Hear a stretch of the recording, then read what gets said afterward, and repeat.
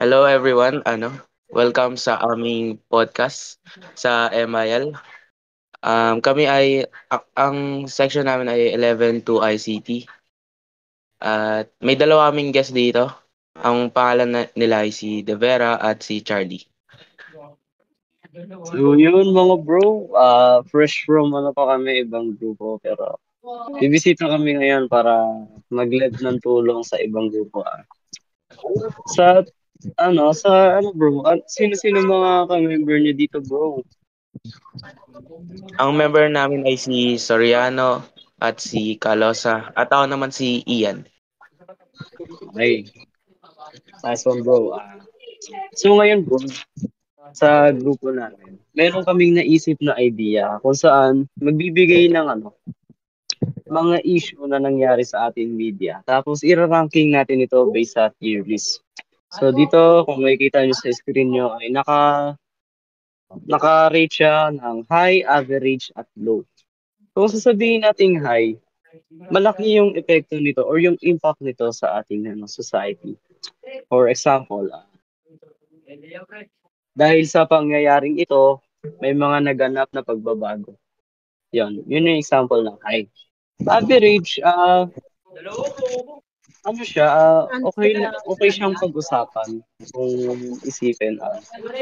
Maganda siyang pag-usapan tapos, pero hindi siya in the same level as high. Ngayon, sa low naman, ito yung pinakamababa na hindi talaga interesting yung case na ito. So ngayon, nag-present kami na dalawa ni Charlie ng tatlong cases or tatlo sa akin, tapos kay Charlie isa. Kasi i-present namin siya sa inyo. Tapos, para magkaroon kayo ng idea sa kung anong gagawin niyo sa tatlo pa. Yun. Meron silang tatlo dito na idea na bago. Ngayon, magsimula tayo kay Wally Bayona. Okay. Wally Bayona controversy. So, noong 2013, ayon sa GMA Integrated News, nagsalita si Wally Bayola tungkol sa kanyang kumalat na bold noong 2013, na kung saan kasama niya ang dating EB babe na si Josh Rivera. Noong kumalat yung video na ito, tila naglago si Wally Bayola sa Itbulaga. Pero, hindi naman daw siya sinuspindi. Kung hindi, siya mismo ang hindi nagpakita. Okay. Ngayon, alam na natin kung ano yun. Alamin naman natin kung paano nangyari yun.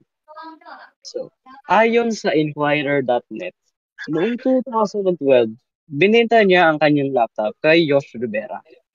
Sinigurado ni Wally Bayola na binura niya ang 6 minute and 14 second na video sa laptop na iyon.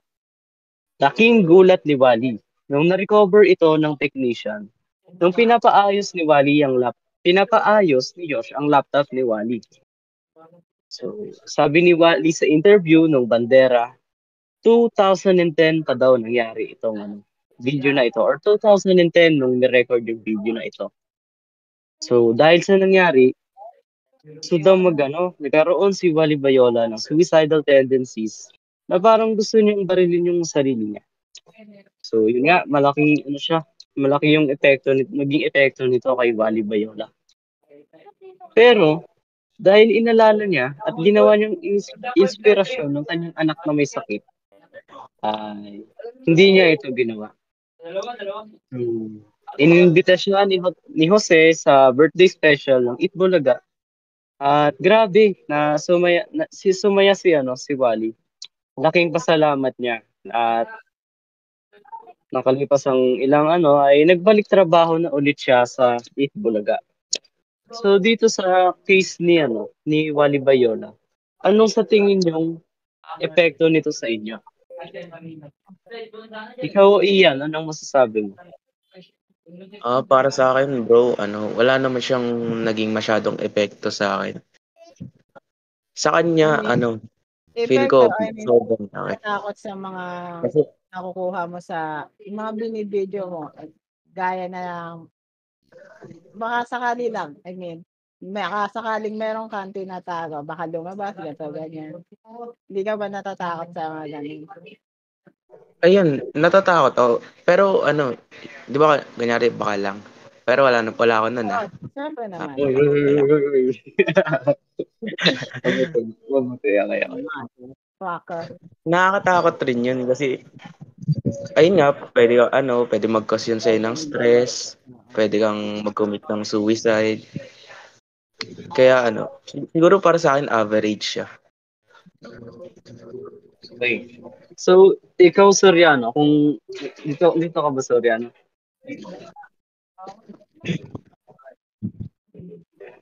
Hello? Soriano? Yo, yo, yo, yo. Men. Si Soriano yan? Sorry, ano yan. Ay, yo. So, base sa napakinggan mo, bro, anong masasabi mo? Dahil sa ano ba? Cause sa kay Wally Bayola ba? Yung case ni Wally ba, anong masasabi mo sa naging kaso niya? At paano ito nakatulong? Anong naging Paki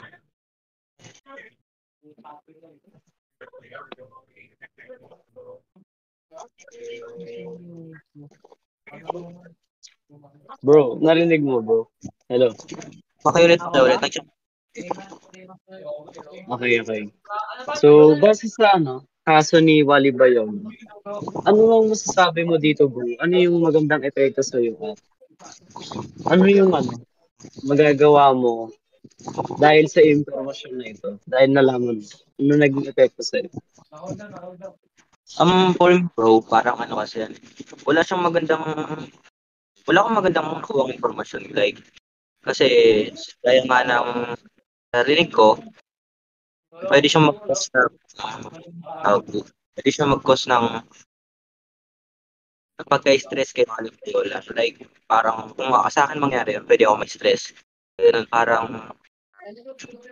hindi siya nangyari. Kumbaga, as bilang artista, yung mga ganong issue is napakalaking epekto para sa aking pagiging artista, di ba? Kumbaga, hindi siya magandang nangyari bilang artista para sa akin. Narinig ba?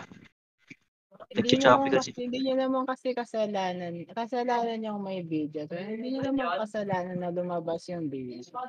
Nilabas kasi nung bumili sa kanya ng Ayun, yun yung kasi kumbaga out of ano na yun, privacy na niya yun eh. Kumbaga nagpaayos lang yata siya, di ba? niya naman tapos na-retrieve lang ng ng pinaayos. Kumbaga parang privacy na niya yun men, di ba? Oo, Tapos parang na-retrieve lang ng pinaayusan niya, di ba?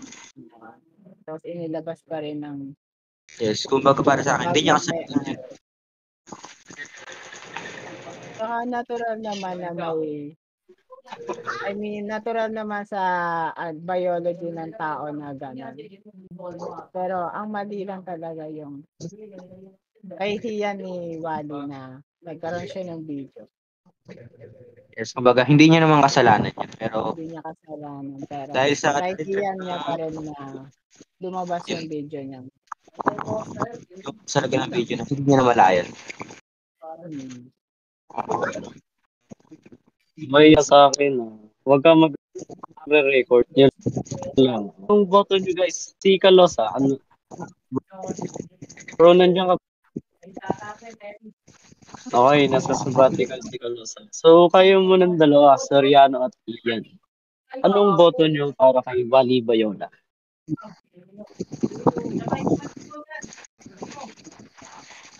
Bro, para sa akin, average lang siya. Walang masyadong sa likuan, kumbag sa likuan. Pansamantala lang ang issue. Hindi na naman matagal na issue na dati may nag-limit na kung ano-ano sa mga bagay.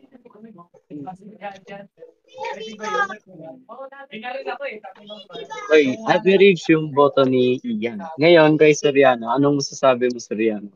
Average, Average lang din, men. Kasi kumbaga din niya naman kasi kasalanan na na-retrieve yung video niya, di ba? Okay. So, wala nang questions. Ilalagay na natin si Wally Bayola sa average. Ngayon, ang matinding kwento ni Tito Badang. So, may papanood ako sa inyong video, guys.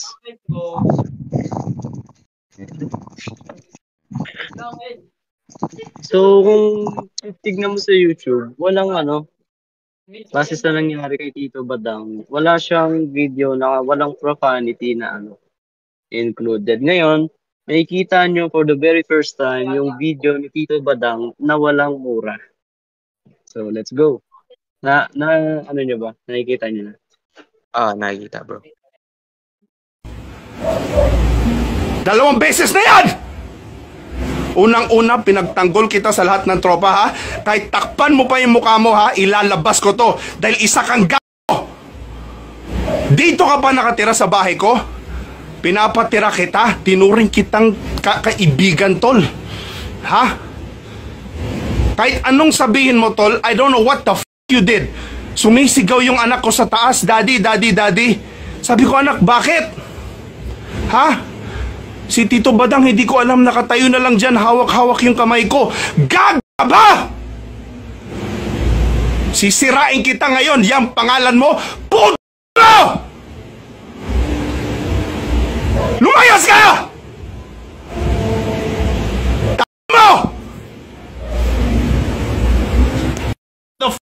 Tol, hinawakan ko lang ang kamay niya. Gago ka ba? Bakit mo papasukin ang kwarto ng anak ko, tahawakan mo ang kamay, isa kang timang? May kaso ka ba, tol? Kakasuhan kita, sirang-sira ka sa akin, gago ka! Pinagtanggol kita sa lahat ng tao sa ginawa mo, ha? Pangalawang beses na yan, tol. Unang-una sa pamangkin ko. Ha? Unang-una ngayon, anak ko, gago. Anak kang babae! Bakit mo papasukin at hawakan kamay? Stupid! Sirang-sira ka sa akin, Badang. Wala ka na sa akin. Gago! May anak ka bang babae? Gago! Dang, lumabas ka. Babaril kita dito. Lumabas ka! Stupid sasabihin, lasing gago! Harapan ng tao dito, anong ginawa niya sa'yo last February? Nung nakahiga po ako, nakapatay ko yung ilaw. Nag-iinuman po kayo nun sa baba. Kami nagiinuman sa baba. Okay, then? Tapos nung wala na po ako naririnig na ingay na. Natulog na po ako na, tapos nakapatay na po lahat ng ilaw. Tapos nung pagising ko po, nakahawak po siya dito, ginagalaw na po yung baba ko. Saan? Turo mo. Yung baba ko po. Magaling kang ka. Pinagbalong ang gawin ko. Natatakot po kasi po pag sinabi ko sa inyo. Natatakot ka kanino? Sa kanya? Huwag kang matakot dyan sa kupal na yan. Hindi mo na tito yan.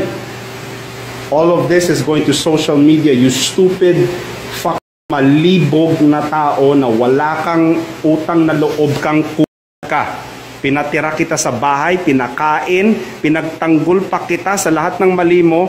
Anak ko pa tinalo mo. Gago. You are one stupid idiot. Now, hindi na sana kita dalhin sa police. Now, I'm bringing you to the police. You stupid idiot. Sikat-sikat ka pa nalalaman dyan. Isirain ko kasikatan mo. Gago. Kunyari, hindi Kaya hindi ko naman talaga po alam din, no? Oo nga eh. Paglasing, hindi talaga alam, no? Ayos yan. Badang, move away. Move away.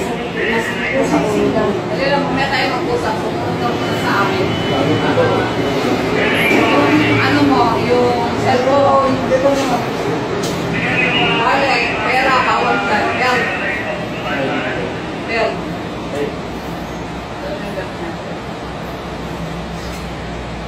Wala sa akin, wallet yan, cellphone. Dahil kasi iwanan ko na lang.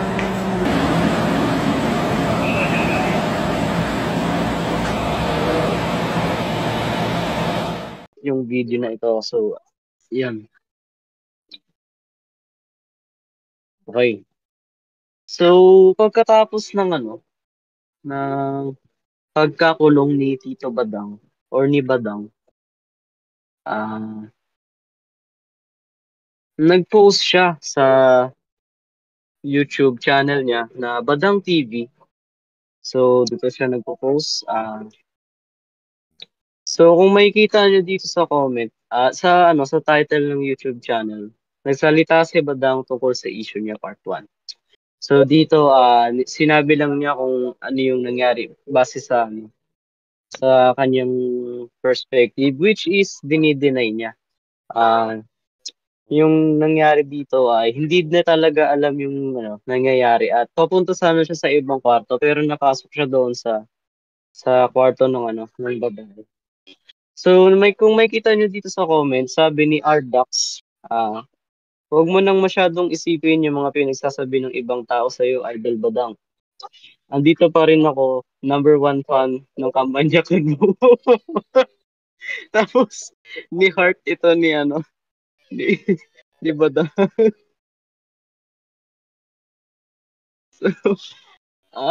Kung parang binibigyan niya ng recognition ng kanyang ginawa, nakabalastugan. Parang binibigyan niya number 1 pa ng kamanyak tapos yun ni heart niya. Yun.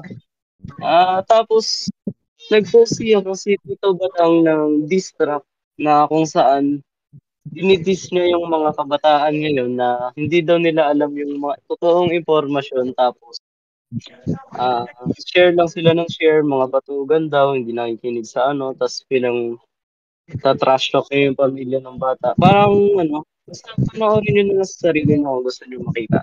Tito Badang music video. So sa ngayon, hindi pa naman natatapos si Badang sa kanyang career. Masali pa din siya sa Top Battles, yung last na ko ay 2 months ago. So, ayun guys, kay ang kaso ni Tito Badang. Anong masasabi niyo? Ikaw, Ian, anong masasabi? Para sa akin, bro, grabe si Tito Badang. Like, kaibigan mo, tapos, tito ka pa nun. Tapos, gaganunin mo yung pamangkin mo. Tapos, pangalawang beses na yun. Like, hindi ka ba nahiya sa pinagagagawa mo nun, di ba? Parang nakaka-disappoint lang. Tapos, kawawa naman yung nabiktima niya. Nakakainis yun. Like, ano na lang mararamdaman ng bata at saka ng pamilya ng diba? Mga na biktima niya. Yun lang sa akin to. Tama pa na kasi yung kumbaga, diba? Lasing daw siya nun, diba? Kumbaga. Oo, lasing daw siya. Alak kumbaga ang kalaban. Hindi mo talaga alam ang ginagawa mo. Hirap talaga kalaban pag alak. Like, kawawa naman yung bata na pamangkin niya pala. Tito pala siya, no? Grabe yun. Tito. Tapos, kumbaga inanuhan niya yung Tapos sabihin niya pa, kumbaga, namali lang daw siya ng kwarto. Kung namali ka ng kwarto, bakit hawak mo yung kamay? Di ba, men? Kaya nga. Hindi ko makaisip dun, men. Tapos kung sabihin natin, wala lang sa kamay, lasing lang siya. Bakit di siya makamove on? Paglaya niya, dami niya pang echebureche yung pinagkagagawa para makiganti sa mga kabataan. Kumbaga, big deal sa kanya, men. Di ba? So, nakikita na guilty, ganun. Guilty, men, men. Yung talaga. Nakikita guilty. Kasi reaction. Reaction ng react, tapos depending niya pa. Offensive, So, pinanood ko yung puno siya na kasi hindi niya kayang kontrolin yung sarili. Tama. May ganoon din kaso sa Amerika, si EDP 445. Kilala niyo ba 'yan? May kakilala ba dito no? Hindi men eh. Okay, si EDP 445, isa siyang sikat na YouTuber sa Amerika. Lumaganap siya ng 2 milyong 2 milyong subscribers sa YouTube. So isipin niyo kung ilang revenue yung kinikita niya in American dollars. So Sa sikat niyang yun, ginamit niya yung sikat niya para mag-hunt or maghanap ng mga minors. Paborito niya yun, ginagawa niya, mini-message niya sa Instagram or Snapchat or kahit saang mga social media platform. Ginagamit niya yung sikat niya para mag-hunt down ng mga kabataan. Tapos, nagsisend siya ng mga picture siya na nakahubad, nagsisend siya ng tae niya sa bowl. Tapos nung mayroong private investigator na tinignan yung kaso ni EDP 445, pinapunta siya sa isang lugar na kung saan mag-i-meet sana niya yung minor, pero hindi pala minor. Yun yung mga maskuladong lalaki na naghihintay sa kanya. So, yun nangyari, sabi niya nung ni-confront na siya ng mga private investigator, sabi ni EDP 445, pumunta lang daw siya doon para kumuha ng cupcake. Which is, not true. Dahil kitang-kita na sa chat logs nila na bakit siya pupunta sa lugar na yon kung ito yung sinabing hanap niya, 13 years old na babae. Yeah. So kahit na nangyari yon, walang naging epekto kay EDP 445 yun. Walang naging epekto hindi siya nakulong. Pero yung ginawa ng media, nagsama-sama yung media para tawagan yung mga kumpanya malapit sa kanya na wag siyang kunin bilang empleyado. Kasi nga sa track record niya, sa background ni EDP 445. So ayun, sobrang niya ngayon, naghihirap siya ngayon kasi hindi siya makahanap ng trabaho. Yung yung YouTube channel niya, tinanggal sa YouTube. Kung kay Tito Badang na meron pa rin siyang YouTube channel. Pero yung karamihan ng views niya ay nawala na. Ngayon, kung titignan mo yung channel niya, ay hundreds na lang yung may kita mo. So ayun nga, may yung ginawa naman ni EBP 445, tinatanggi niya. Kahit na merong evidence. So parang may pattern kung nakita niyo, 'di ba parang may pattern yung mga predators sa yung nagamit nila yung Madali lang itanggi yung paratang sa kanila. Mm. Sila pre na lang. Ang tinuturo-turo. So ayun guys, anong masasabi niyo kay Tito Badang? Ian, anong Okay na ako, bro. Okay, ngayon, pag ira-ranking natin sila, anong masasabi niyo? Para Epekto sa nito. akin, high. Sa high ko siya. Bakit? Kasi naka-apekto to sa maraming tao. Parang lang, awareness na din para sa lahat. Na sa mga hindi nyo kakilala, huwag kayong titiwala. Kahit pakakilala nyo pala, wag din kayo magtitiwala. Kasi nga, biruan mo si Tito Balang. Yun, pamangkin niya yun. Tapos nagawa niya pa rin yun. Hindi ko nasabi. Lang siya, parang ninong kung tawagin. Ninong niya yung bata na yun. Kasi tinulungan niya yung tatay ng batang yun basta tinulungan niya sa sa mga recording studios. Tapos gusto sanang magbigay ng parang kapalit yung tatay niya. Kaya pinatira nila si Tito Badang sa bahay nila. Kahit na yun yung ginawa, inabuso ni Tito Badang yung yun, ayun, alam niya na yung nangyari. So ngayon, may dadagdag ka pa ba, bro, Ian? Wala na, bro. Okay na yun. Okay, ikaw naman, Soriano, anong masasabi mo sa kaso ni Tito Badang? Men, para sa akin, men, malala siya, men. Kumbaga malala. Tito siya or ninong siya eh. Di ba?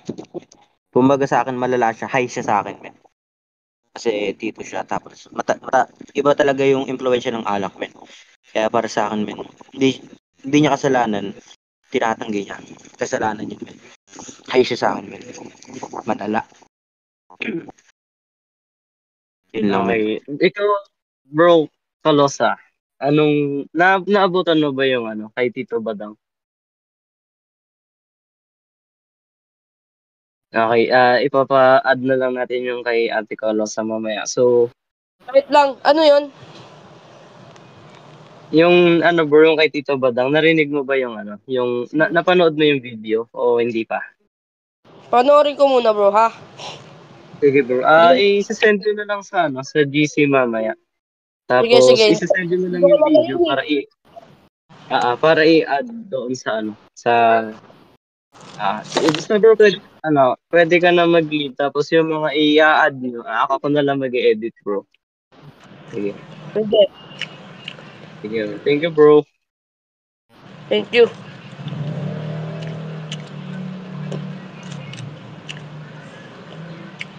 So, ayun guys. By the way, 31 minutes na. Okay. So, bro ka lang gusto mo ba sumama sa next or Hello. Bro ka lang may ka pa. Okay, so, na? Gusto mo, sige, sama ka na lang bro. Ang next natin ay, teka, ilalagay natin si Tito Badang sa high.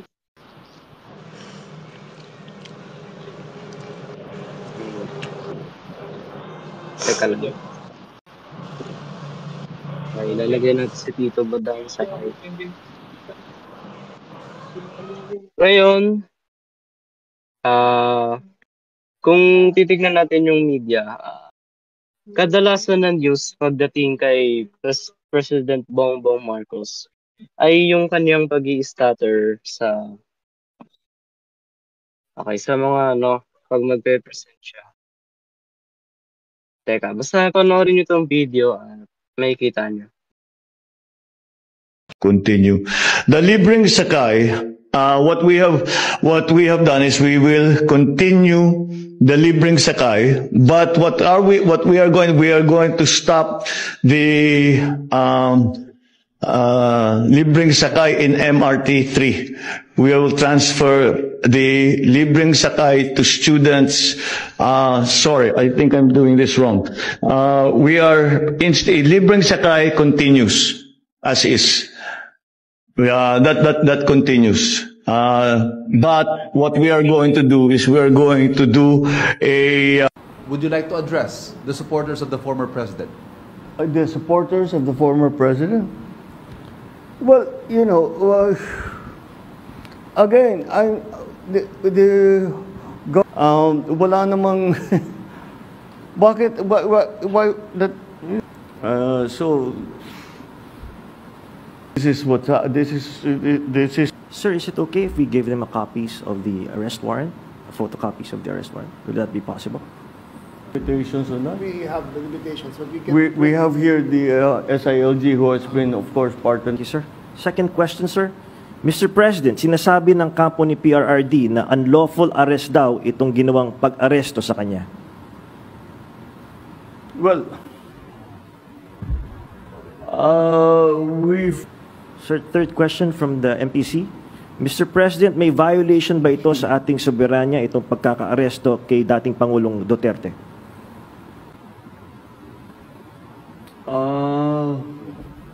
No. Bakit naman? Pang-apat po na tanong, Mr. President, sinasabi po nila na ito ay political persecution lamang at may kaugnayan din daw sa 2028 elections. Okay. Well, I'm sure. Well, we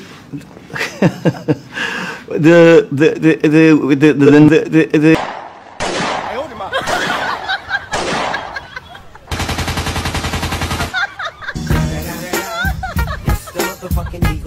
Okay. Sa case na ito na nag-i-stutter si Bongbong Marcos, kung kailan magpe-present siya sa mamamayang Pilipino, anong masasabi niyo? Okay, si ano muna, si Brother Ian. Anong masasabi mo, Bro Ian? Hello, rinig ba ako? Bro. Rinig ako? Okay. Para sa akin, dapat hindi na siya nag-i-scatter.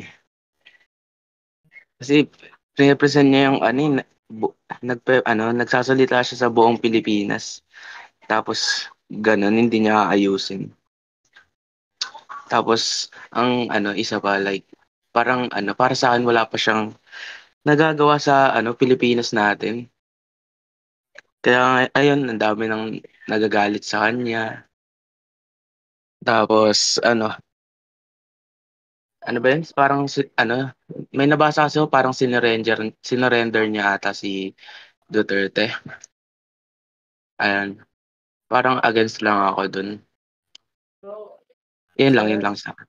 But against ka, I mean, binigay lang naman siya kasi nga may kaso siya sa I mean, hindi kasi ang sabi kasi nila wala daw warrant of arrest si Duterte.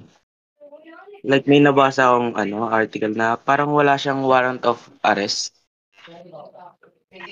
Walang may pakita yung ICC about sa arrest niya. Kaya yun. Kaya parang sabi ko.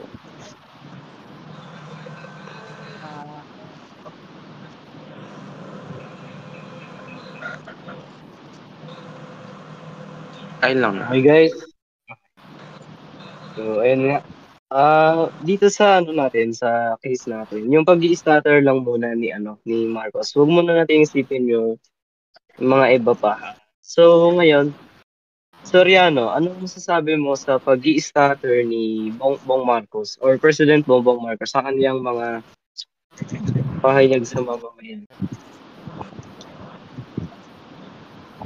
Hindi maganda men, kumbaga siya yung nakikita ng lahat. Kumbaga maraming nakakita sa kanya, tas kumbaga ayun yung ayun yung nakikita ng mga mamamayan sa kanya. Like pwede siyang gayahin, 'di ba? Kasi ang pangit na 'di ba? Kumbaga ayun yung nakikita ng lahat sa kanya. Hindi magandang gawin. Ayun lang.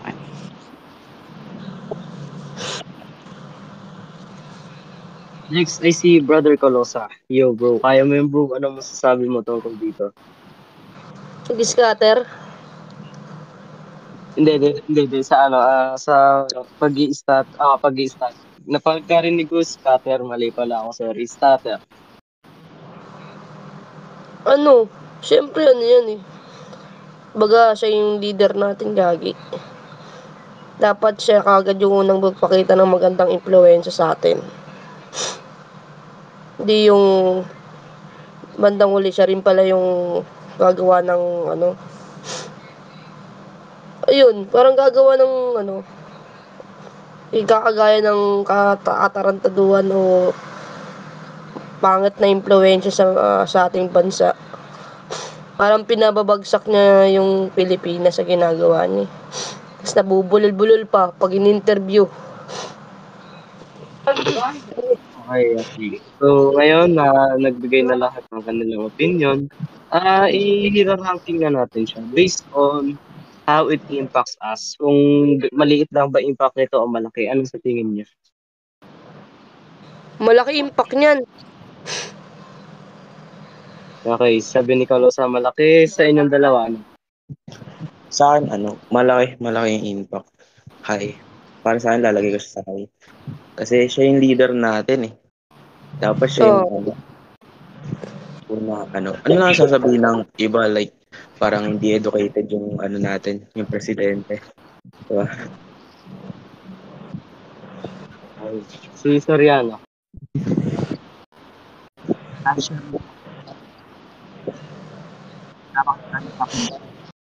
Natatameme na siya, men. Natatameme na siya. Di siya makapagsalita ng diretso. So, high na siya sa akin, men. Yun lang. Okay. Dahil tatlo sa inyo ang nagboto ng high, lalagay natin si President Bongbong Marcos sa high. So ngayon, bago mawala yung timer ni Brother Charlie sa com shop. Magpasalamat kayo sa kanya. Sendan niyo siya ng flying kisses. So, yun. Sabihin niyo kay Charlie, I love you. Yan. Hello. Wala pa. Mahaba pa. 8:30 Ah, pa. okay. Okay, mahaba pa yung oras ni Charlie. 8:30 pa naman. Okay. Ngayon, tapos na ako sa tatlong cases na present ko sa inyo. Ngayon, oras niya naman para mag-present. Okay. Sinong gustong mauna? Dito sa mga nakikita niyo sa ibaba. Anong issue gusto niyong kunin? Si ano? Si Guo. Sigo daw. Sigo daw. Sigo. Okay, si Guo. Ay, Ngayon, magandang kwento yan. okay. So, i-explain ko lang bro kung ano yung kwento niya. Huwag tayo mag-rely sa speculations, dapat yung mga ano lang. Sa tingin yung totoo na news. Basta pag pag magsasabi kayo na na bagay na hindi niyo alam kung totoo, sabihin niyo lang ay allegedly. Okay. So, start na. Pwede kayong tatlo mag-share dito kay Alice Guo sa storya niya. So, go.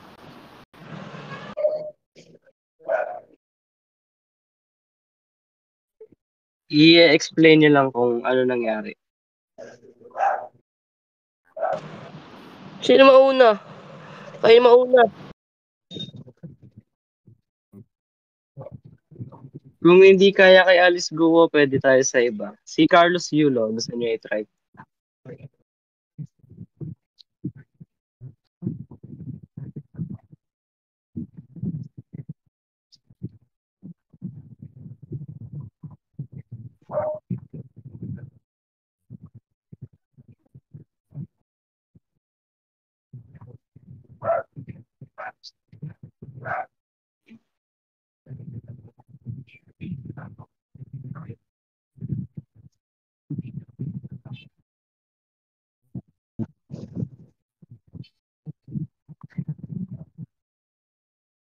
Okay, let's go. Ikaw Charlie, gusto mo i-present yung Manila hostage crisis? Ang haba eh. Oo, masyadong mahaba. Tsaka mawawalan din ng impact eh.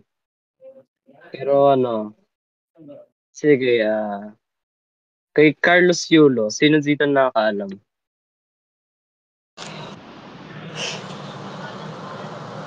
Ba't nawala ako, gagi? Kay Carlos Yulo, yung about sa magulang niya? Bibigay niyo lang yung opinion niyo.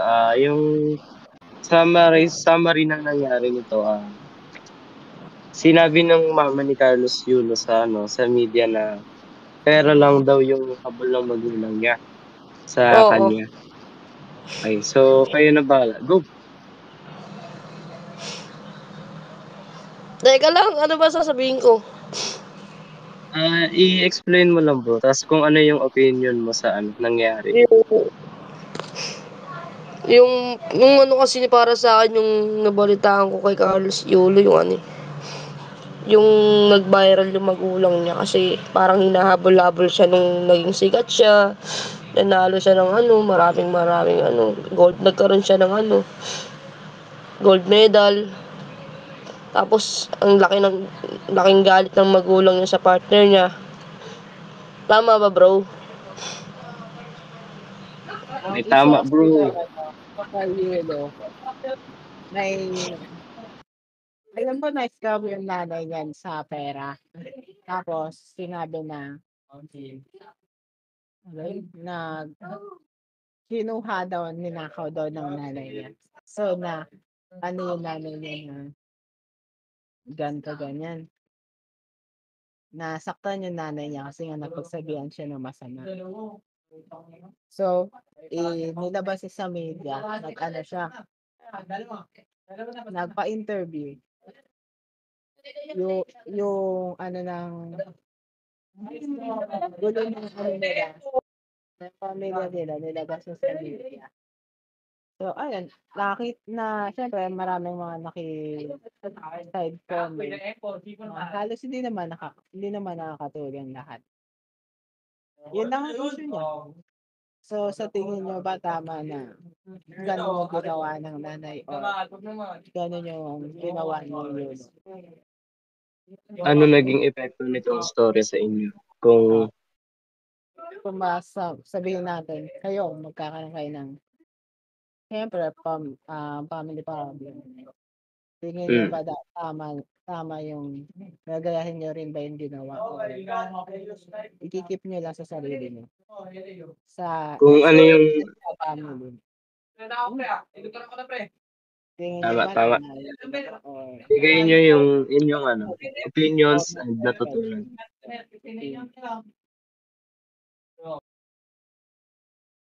Okay, so for example, pwede nyo ibigay yung opinions nyo tungkol sa parents na kung may karapatan sila na humingi ng pera sa anak nila pag yun, naging successful. So, kayo guys, pili kayo, suggest, lang, kung ano yung opinion nyo, go lang. So, una, si Iya. Ikaw, bro, ano masasabi mo dito kay Carlos Yunot, ang issue nyo sa kanyang nanay? Hello bro, rinig ako, rinig. Yes, bro, loud and clear. Okay. Ano lang, wait lang. Sa akin lang, like, parang para sa akin na mali yun na na ganun, hihingihan mo ng pera. Ano yun, parang nag-ana ka lang kasi kailangan mo siya, kasi hihingihan mo lang ng pera.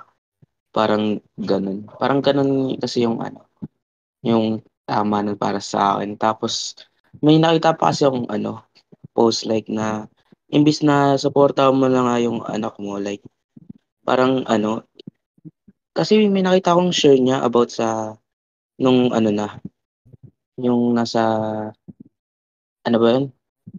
Nakalimutan ko, wait lang. Yung sa sa, nag-gymnastic na siya. Yung na siya. Parang shinare niya yung sa Japan na, nakalimutan ko yung sinabi niya nun pero ang alam ko, parang, akala niya hindi na mananalo yung anak niya. Like, hindi makakakuha ng gold medalist kasi magaling daw yung Japan. Like, imbes na na-suporta mo yung anak mo, ganun pa gagawin mo. Tapos, gagatasan mo pa yung anak mo. Parang mali lang pa sa akin yun, bro. Yan lang naman. Magandang sagot, bro. Nice one, nice one. Si Soriano, anong masasabi mo dito, bro? Soriano, boy ka pa, bro. Soriano.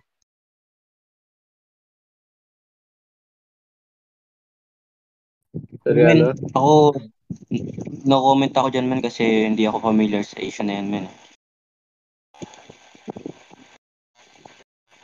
Okay, kay Kalosa, anong masasabi mo dito, bro? Saan? Kaso ni Carlos bro? Yulo. Sa kaso Yung ni parents Carlos niya? Yulo. Bro. Kahit ano, basta nasa case na ito, masasabi mo. Para sa akin, bilang magkaroon sila ng family problem, magulang niya pa rin yun. Kahit na anong gawin ng magulang niyang katarantaduhan, wag niya basta-basta tatalikuran. Ng pangit ng banda na tinalikuran niya talaga na parang tinuring niya na ibang tao para lang makasama niya ng maayos yung partner niya. Yun lang.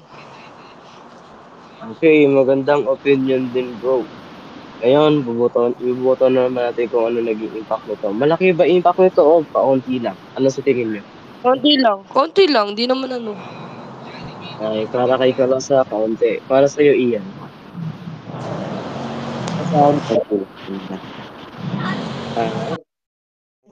Konti lang. Okay. Nice one. So, dito na nagtatapos guys yung podcast nila Ian Dave, Prince Soriano, Asim Kabasag, Mirasol Calosa, Charles Tan at Rian Tismo. Maganda yung nangyari guys kasi nagkaroon pa tayo ng mas marami pang insights at feedback sa ating mga natalakay ng grupo namin nila Charlie. Doon na natatapos ang ating podcast guys. Maraming salamat sa pakikinig at ingat kayo palagi.